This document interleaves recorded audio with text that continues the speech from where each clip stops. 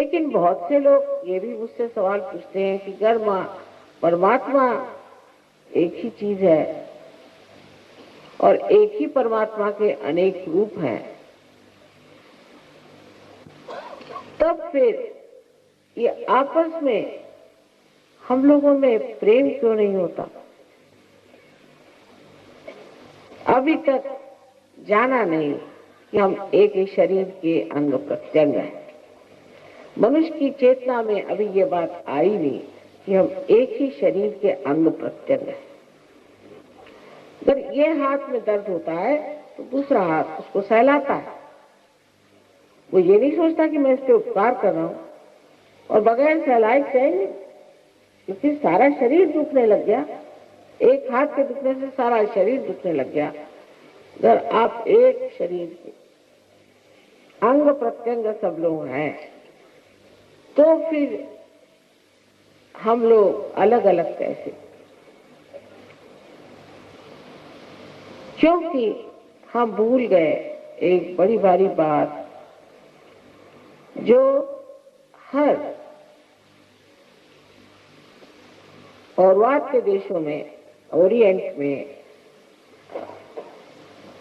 पौर्वात्य के देशों में आपको सोचना चाहिए कि जहां हम लोग बसे हुए हैं, यही सोचा जाता है, खासकर भारतवर्ष में, कि संसार में जो भी चीज है ये विनाशी, क्षणभंगुर, और अविनाशी जो है उसे प्राप्त करना है। लेकिन अब जो लोग साहब हो गए, अंग्रेजियत आ गई, वो शायद इसको बिल्कुल भूल गए। पर अब भी हम जानते हैं कि हमें अविनाशी चीज को प्राप्त करना है।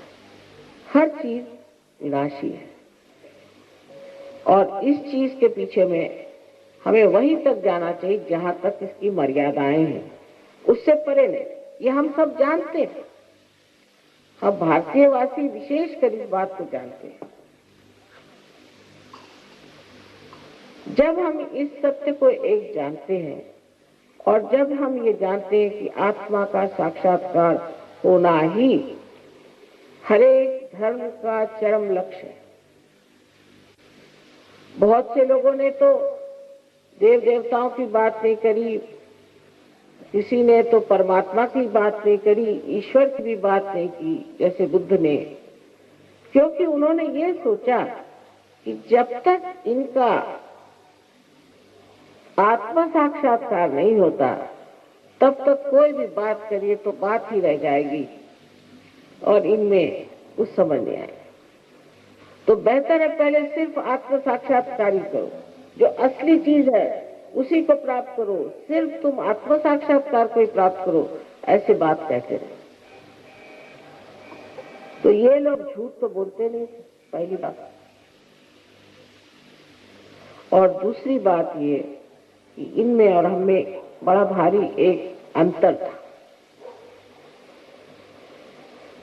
वो कभी कोई गलत काम नहीं करते थे, कभी भी। जो हर काम करते थे वो शुभ होता था और समाज के हित के लिए ही करते थे। सो इनमें ऐसी कौन सी शक्ति थी कि ये हम लोग को जैसे गलत काम नहीं करते थे? वो शक्ति थी आत्मा का प्रकाश।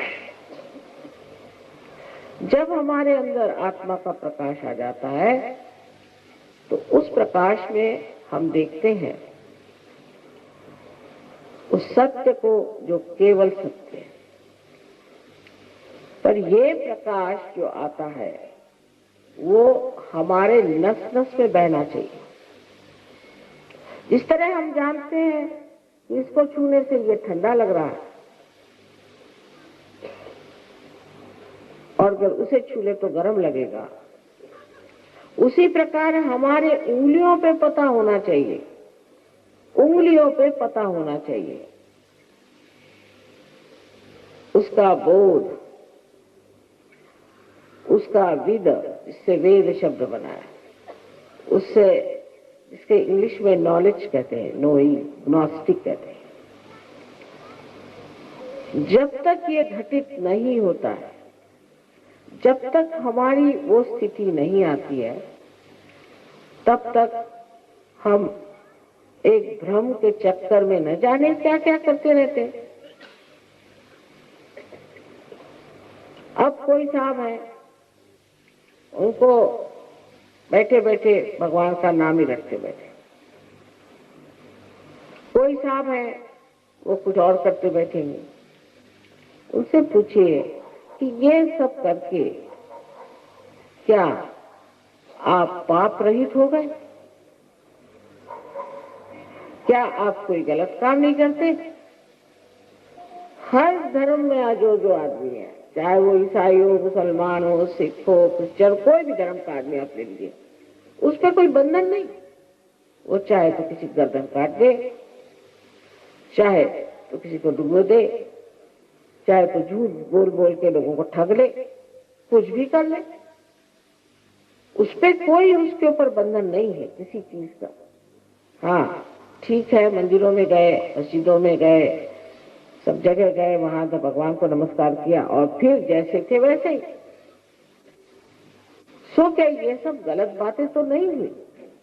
इन्होंने धर्म संसार में लाए, वो इसलिए लाए कि हमें संतुलन आ जाए और हम आत्म साक्षात्कार को प्राप्त करें। लेकिन जब हम देखते हैं दुनिया में, तो हमारे बच्चे अब कहने लग गए हैं कि साहब ये कुछ नहीं, भगवान भगवान सब झूठ है, धर्म नहीं।